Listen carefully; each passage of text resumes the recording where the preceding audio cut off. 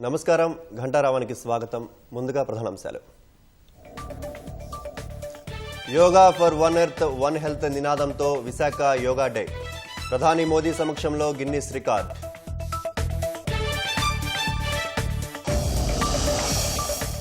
అంతర్గత శాంతి ప్రపంచ విధానం కావాలన్న ప్రధాని మోదీ. మానసిక ఆరోగ్యానికి యోగా సహాయపడుతుందని వెల్లడి.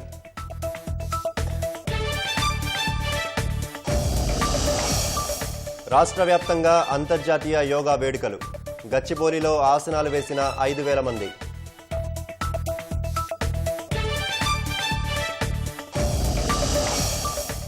హైదరాబాద్ సిరిసిల్ల కేంద్రంగా ఫోన్ ట్యాపింగ్.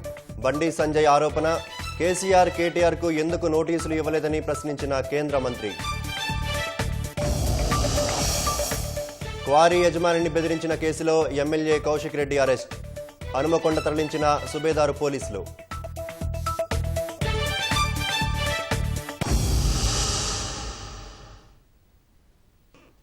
విశాఖ నగరం యోగాసనం వేసింది. సాగర తీరం ఆసనాలతో పులకించింది. 11వ అంతర్జాతీయ యోగా డే కార్యక్రమానికి వేదికైన విశాఖ లక్షలాది మంది ప్రజల యోగా విన్యాసాలతో ధవలవర్ణ శోభను సంతరించుకుంది. విశాఖ సాగర తీరాన 3 లక్షలకు పైగా యోగాసనాలు వేసి Guinness book of world record నెలకొల్పారు. ప్రధాని నరేంద్ర మోదీ, కేంద్ర మంత్రులు, AP CM Chandrababu, AP deputy CM Pawan Kalyan సహా మంత్రులతో పాటు లక్షల మంది ప్రజలు, యోగా గురువులు, ప్రావీణ్యుల ఆధ్వర్యంలో తనువు మనసును ఏకం చేస్తూ యోగా ముద్రలు వేశారు.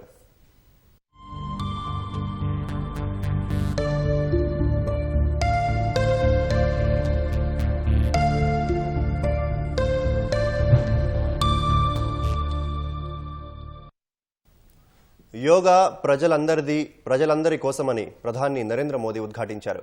యోగా అంటే అర్థం కలవడం అన్న ఆయన యోగాకు హద్దుల్లేవని పేర్కొన్నారు. ప్రకృతి ప్రగతి మేలు కలయికకు ప్రతీక అయిన విశాఖ నగరంలో 11వ అంతర్జాతీయ యోగా దినోత్సవాలను జరుపుకోవడం ఒక గొప్ప అనుభూతి అని అన్నారు. విశాఖలో నిర్వహించిన యోగా డే కార్యక్రమంలో ఆయన పాల్గొని ఆసనాలు వేశారు. యోగాంధ్ర కార్యక్రమంలో భాగంగా 2 కోట్లకు పైగా ప్రజలను భాగస్వాములను చేయడం పట్ల ఆయన ఆంధ్రప్రదేశ్ సీఎం చంద్రబాబు, ఉప ముఖ్యమంత్రి పవన్ కళ్యాణ్, ఏపీ మంత్రి నారా లోకేష్ను ప్రశంసించారు. వికసిత భారత్లో ప్రజల భాగస్వామ్యం ప్రాధాన్యతను గుర్తించి పనిచేయడంలో నారా లోకేష్ను దేశంలోని నాయకులందరూ స్ఫూర్తిగా తీసుకోవాలని ప్రధాని మోదీ కితాబిచ్చారు.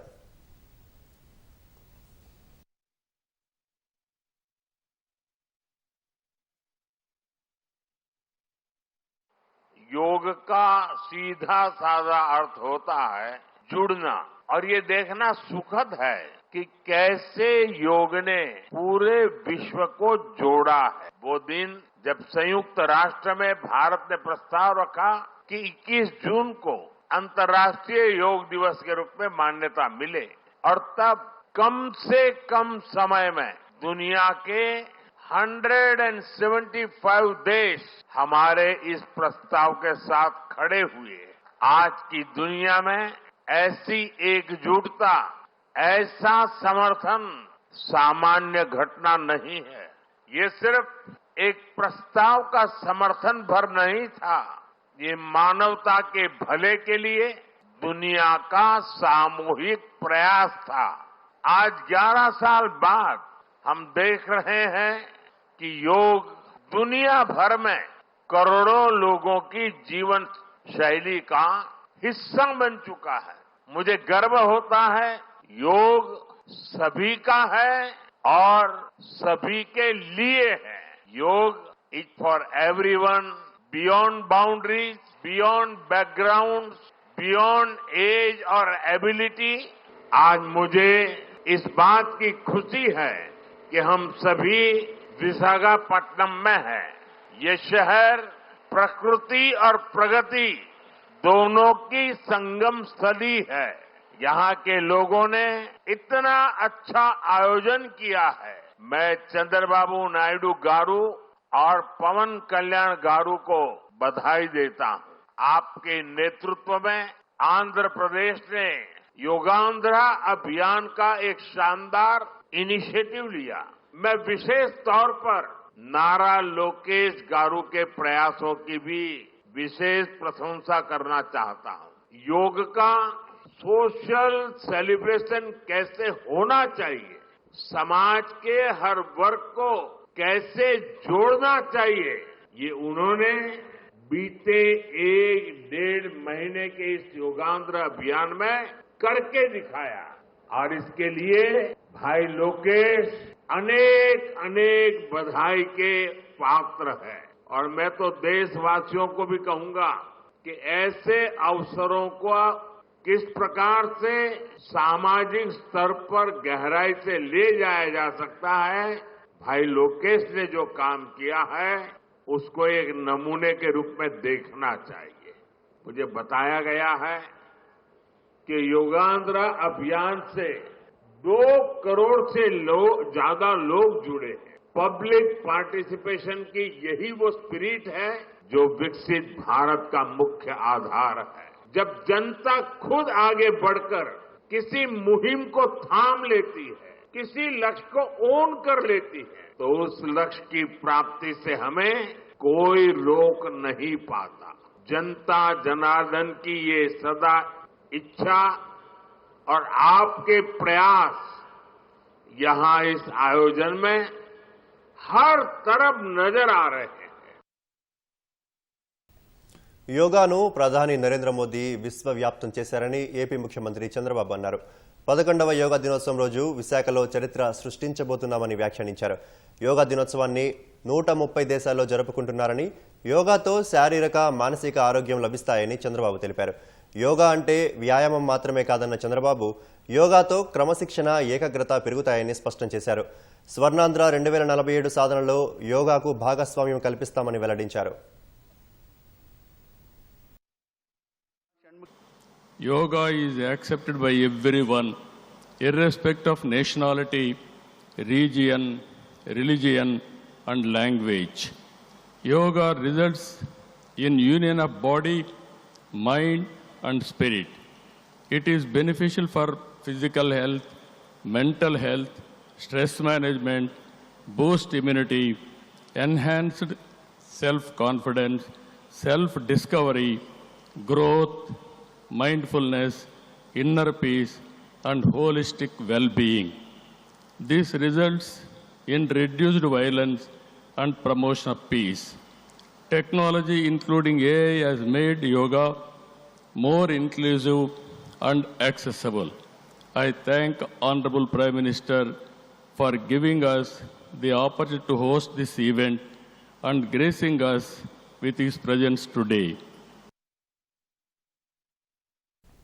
హైదరాబాద్లోని గచ్చిబౌలి స్టేడియంలో ప్రభుత్వం అంతర్జాతీయ యోగా డే వేడుకలను ఘనంగా నిర్వహించింది. వేడుకల్లో గవర్నర్ జిష్ణుదేవ్ వర్మ, మంత్రులు రాజనరసింహ, వాకిటి శ్రీహరి, ప్రభుత్వ ప్రధాన కార్యదర్శి సహా పలువురు అధికారులు, ప్రజాప్రతినిధులు, విద్యార్థులు పాల్గొన్నారు. సుమారు 5,000 మంది ఒకేసారి యోగాసనాలు వేశారు.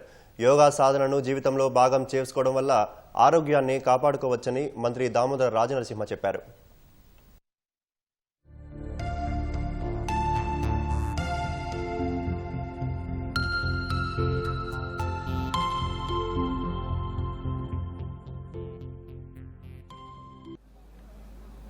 ఆరోగ్యకరంగా ఉండాలి, ఎలాంటి స్ట్రెస్ ఉండకూడదు,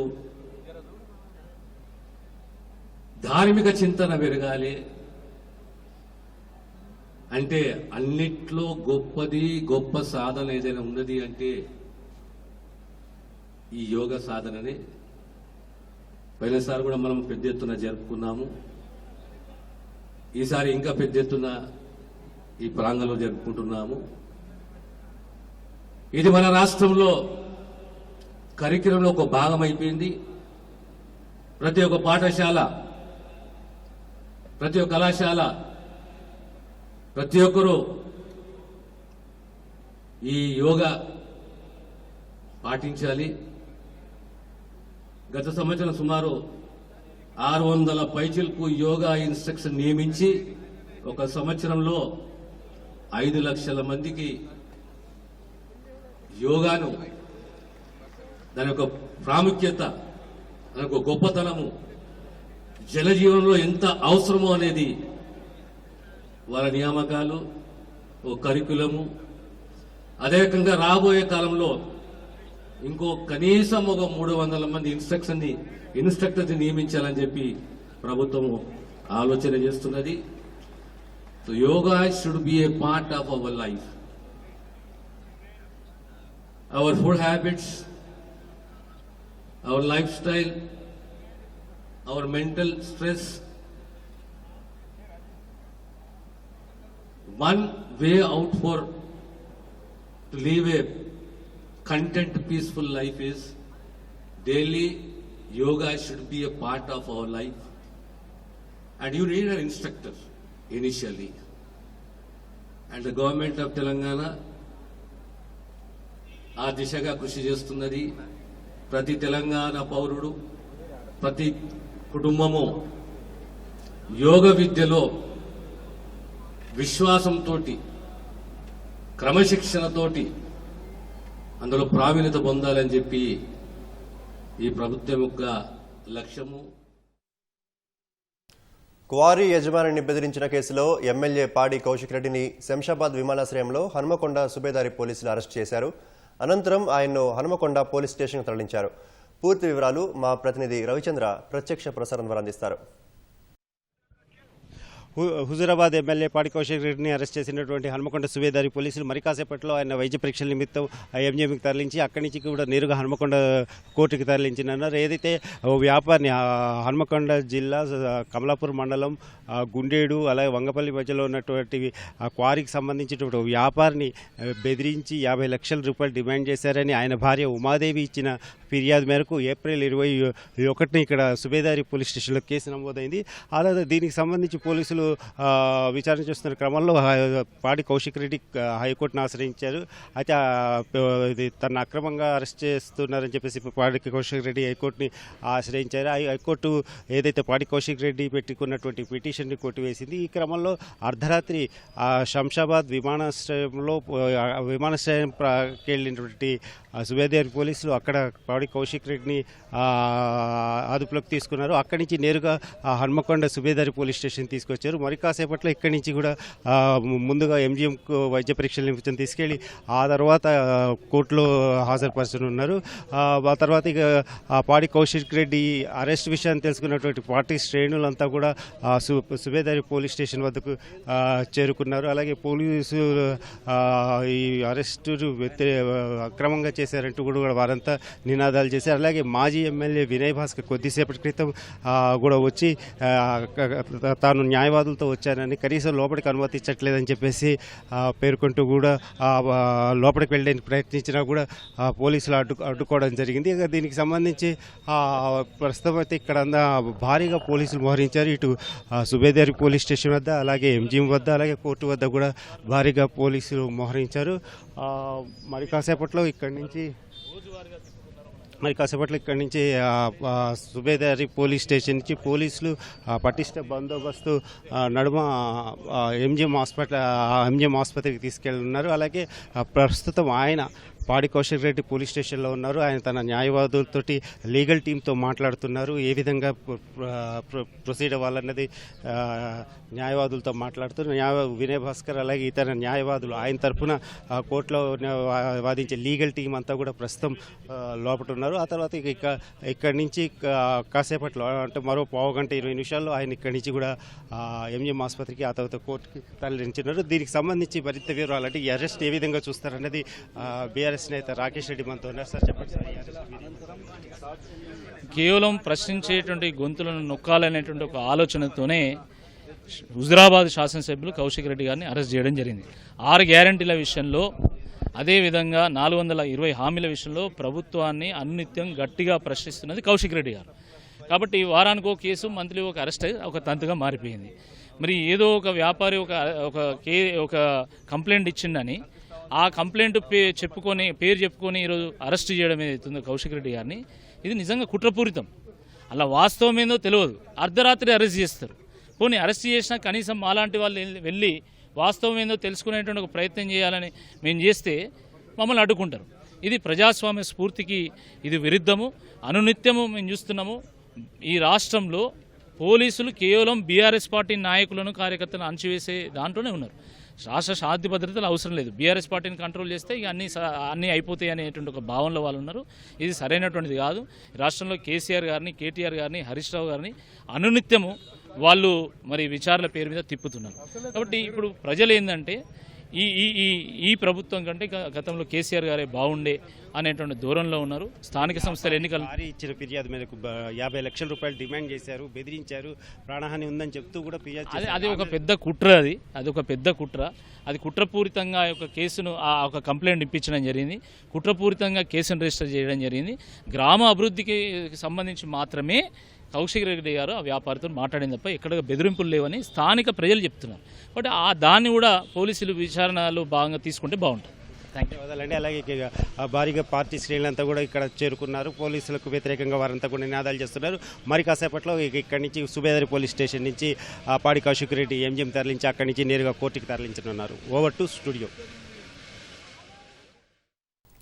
హైదరాబాద్ సిరిసిల్ల కేంద్రంగా ఫోన్ ట్యాపింగ్ జరిగిందని కేంద్ర మంత్రి బండి సంజయ్ ఆరోపించారు. ప్రభాకర్ రావు చాలా మంది జీవితాలు నాశనం చేశారని, కేసును సీబీఐకి అప్పగించాలని డిమాండ్ చేశారు. పెద్ద ఆయన చెబితే ట్యాపింగ్ చేశామని రాధాకిషన్ రావు చెప్పగా, కేసీఆర్, కేటీఆర్కు ఇంకా ఎందుకు నోటీసులు ఇవ్వడం లేదని బండి సంజయ్ ప్రశ్నించారు. నేను మొదటి నుంచి కూడా ఫోన్ ట్యాపింగ్ విషయంలో అన్ని విషయాలు చెప్తూ వస్తున్నాను. నేను అందరికంటే ముందు ఆరోపణ కూడా చేసిన నేను. ఇది హైదరాబాద్ కేంద్రంగా జరిగింది, సిరిసిల్ల కేంద్రంగా జరిగింది.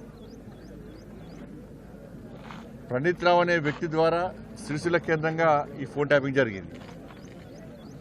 సిరిసిల్ల కేంద్రంగా జరిగిందంటే ఎవరి అనుమతితో జరిగింది, ఎవరి కన్నుసరణలో జరిగిందో అందరికీ తెలుసు. మరి సిరిసిల్లనే ఎందుకు కేంద్రంగా ఎంచుకున్నారో కూడా తెలుసు అందరికి. కాబట్టి దీని మీద విచారణ జరపాలి. ఇవాళ ప్రభాకర్ రావు అనే వ్యక్తి అనేక కుటుంబాలను నాశనం చేశాడు. అనేక మంది మాలాంటి కార్యకర్తలు ఉసురు పోసుకున్నటువంటి మూర్ఖుడు ప్రభాకర్ రావు అంటాడు. ఈ ప్రభుత్వం రాచమర్యాదతో చేస్తున్నది. ఈ ప్రభుత్వం ఏర్పడిన తర్వాతనే ఆయన ఇక్కడి నుంచి వారిపోయాడు. ఈ ప్రభుత్వం కాంగ్రెస్ పార్టీ ప్రభుత్వం ఏర్పడిన తర్వాతనే ఫోన్ ట్యాపింగ్ నిందితులు అందరూ తప్పించుకునే ప్రయత్నం చేశారు. అమెరికా ఎప్పుడు వారిపోయాడు? కాంగ్రెస్ పార్టీ ప్రభుత్వం ఏర్పడిన తర్వాత. ఇలా కూడా కోర్టుకు పోయాడు, కోర్టు నుంచి ఉత్తర్వులు తీసుకొచ్చాడు, రాచమర్యాదతో వేయాలని చెప్పి ఉత్తర్వులు తీసుకున్నాడు. కోర్టును గౌరవించాల్సిన బాధ్యత మనకు ఉంది కాబట్టి దానికి అనుగుణంగా తప్పించుకునే ప్రయత్నం చేస్తూ ఉన్నాడు. ప్రభాకర్ రావు కానీ రాధాకిషన్ రావు అనే వ్యక్తులు కానీ వీళ్ళిద్దరూ అనేక మంది ఇతర పార్టీలకు సంబంధించిన కార్యకర్తలు ఉసురు పోసుకున్న వ్యక్తులు వీళ్ళు. ఇవాళ ఇతర పార్టీ నాయకుల ఫోన్ ట్యాపింగ్ కాదు, బీఆర్ఎస్ పార్టీ నాయకుల ఫోన్ ట్యాపింగ్ కూడా చేశారు. భార్య భర్తలుంటే ఫోన్ వినడమే, కొడుకు తల్లింటే ఫోన్ వినడమే, జడ్జిల ఫోన్లు కూడా ఫోన్ ట్యాప్ చేశారు, జడ్జిలు కూడా. కాబట్టి జడ్జిలు కూడా ఫోన్ ట్యాప్ చేశారు. కాబట్టి దీన్ని సిబిఐకి ఇవ్వాల్సిన బాధ్యత రాష్ట్ర ప్రభుత్వం మీద ఉంది. ఇదే ముఖ్యమంత్రి గారు ఎన్నికల సమయంలో అనేక సందర్భాల్లో సిబిఐ విచారణ జరపాలని ముఖ్యమంత్రి గారు కోరారు, రేవంత్ రెడ్డి గారు కోరారు. మరి వాళ్ళు ముఖ్యమంత్రి అయ్యారు.